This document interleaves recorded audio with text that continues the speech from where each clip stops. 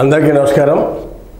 తెలంగాణ రాష్ట్రం రాజకీయాల్లో బీజేపీ పాత్ర 8 మంది ఎమ్మెల్యేలు 8 మంది పార్లమెంట్ సభ్యులు ఉన్న బీజేపీ పార్టీకి నిన్న ఓడిపోతామని తెలిసి కూడా హైదరాబాద్ మహానగర కార్పొరేషన్ సంబంధించి ఎమ్మెల్సీ ఎన్నికల్లో బీజేపీ వర్సెస్ ఎంఐఎంగా ఎలక్షన్ జరిగింది. ఎంఐఎం వాళ్ళు మంచి మెజార్టీతో విజయం సాధించారు. ఎంఐఎం కాంగ్రెస్ బీఆర్ఎస్ కూడా సపోర్ట్ చేసింది ఎంఐఎంకి. ఒక మాటలో చెప్పాలంటే బీజేపీ వాళ్ళు ఒంటరైపోయారు, దానివల్ల వాళ్ళు ఓడిపోయారు. ఇది ముందుగానే ఊహించిన సంఘటన.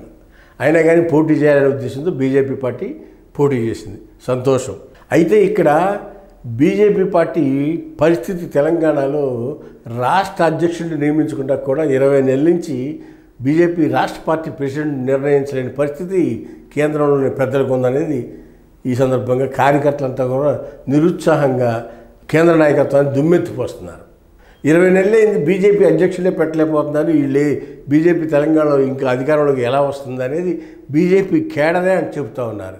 ఇటీవల కాలంలో కొంతమంది మిత్రులు బీజేపీ అంటే పడి చచ్చిపోయే మిత్రులు, ఒంట్లోకి వస్తే మాకు బీజేపీ రక్తం వస్తుందనే మిత్రులు నేను కలిసిన సందర్భాల్లో వాళ్ళు మాట్లాడిన మాటలు 20 నెలలైంది అసెంబ్లీ ఎలక్షన్స్ అయిపోయి ఇంతవరకు రాష్ట్రానికి ఒక అధ్యక్షుడిని నియమించలేని పరిస్థితి ఉందంటే బీజేపీ కేంద్ర నాయకత్వానికి తెలంగాణ పట్ల ఏమాత్రం బాధ్యత లేరు అనేది కార్యకర్తలే తిడుతూ ఉన్నారు బీజేపీ పెద్దల్ని. అలాంటి పరిస్థితుల్లో తెలంగాణలో ఎలా ఉంది అని చెప్పి ఇటీవల కాలంలో మేము కొంతమంది మిత్రులకి మాట్లాడితే, కొన్ని జిల్లాల్లో ఫోన్లు చేసి మాట్లాడితే వాళ్ళందరూ బీజేపీకి 70 నియోజకవర్గాల్లో మాకు అందిన సమాచారం ప్రకారం 70 నియోజకవర్గాల్లో కేడరే లేదు బీజేపీకి, తెలంగాణలో అధికారం ఎలా వస్తుంది అనేది వాళ్ళు మాట్లాడిన మాటలు. ఎందుకంటే ఇటీవల జరిగిన 23 జరిగిన ఎన్నికల్లో చూస్తే పోటీ చేసిన నియోజకవర్గాలు దాని ప్రకారం వచ్చి ఓటింగ్ షేర్ చూస్తే 70 నియోజకవర్గాలకు ఆ బీజేపీ పార్టీ ఎక్కడా కూడా బలంగా లేదని చెప్పొచ్చు. ఇది 20 నెలల నుంచి కేంద్రంలో 3వ అధికారంలో ఉన్నాం గొప్పలు చెప్పుకునే బీజేపీ తెలంగాణ రాష్ట్రానికి ఒక ప్రాజెక్ట్ కూడా ఇవ్వాలి. తెలంగాణ ప్రజల మనసును ఏ విధంగా చొరగనాలి అంటే దానికి క్వశ్చన్ మార్కే. తెలంగాణకి ఏ ప్రాజెక్టు ఇవ్వాలి? తెలంగాణలోకి ఏదో మంచి 2-3 ప్రాజెక్టులు ఇచ్చి మీరంతా మాకు సపోర్ట్ చేయండి, చేస్తే మీకు మేము ఓట్లు అడిగే హక్కు వస్తుంది అంటాకి 2-3 ప్రాజెక్టులు ఇస్తే కదా ప్రజలు బీజేపీ పట్ల అట్రాక్ట్ అయ్యేది. అలాంటి పరిస్థితి తెలంగాణ లేదు. ఒక ప్రాజెక్ట్ కూడా ఇవ్వాల. ఏది బైఫర్కేషన్ యాక్ట్లో పెట్టిన స్కీమ్స్ కానీ వాటిని కానీ అమలుపరచడం కూడా ఇంతవరకు తెలంగాణ స్టేట్లో బీజేపీ పెద్దలు పట్టించుకోవట్లేదు. తెలంగాణ రాష్ట్రం గత 10 ఏళ్ళు కేసీఆర్ ఉన్నాడు, ఇప్పుడు కాంగ్రెస్ పార్టీ అధికారంలోకి వచ్చింది.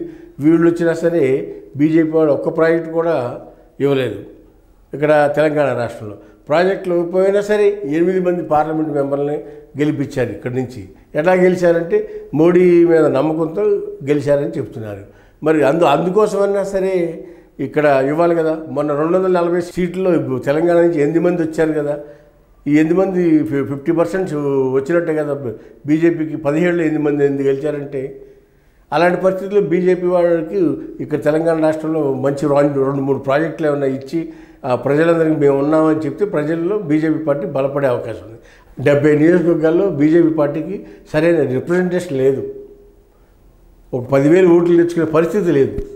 అలాంటి పరిస్థితుల్లో తెలంగాణ రాష్ట్రంలో బీజేపీ పార్టీ అధికారంలో రావటం అనేది చాలా కష్టం అనేది ఈ సందర్భంతో. అయితే 3.5 సంవత్సరాల టైం ఉంది.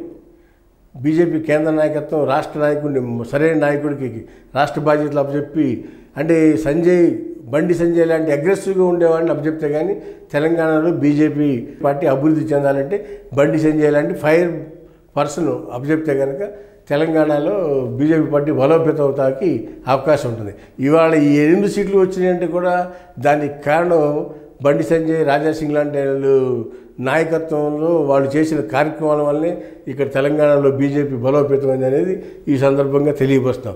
కానీ అసెంబ్లీ ఎన్నికల నాటికి రావాలంటే ఒక పక్క బీఆర్ఎస్ పార్టీ పుంజుకుంటుంది. బీఆర్ఎస్ పార్టీ పుంజుకుంటే బీజేపీ డౌన్ అయిపోతుంది. కాంగ్రెస్ ఎందుకంటే అధికారంలో ఉంది, వ్యవస్థాగతమైన ఓటు వాళ్ళకు ఉంది కాబట్టి వాళ్ళ ఓటు వాళ్ళకి వస్తుంది.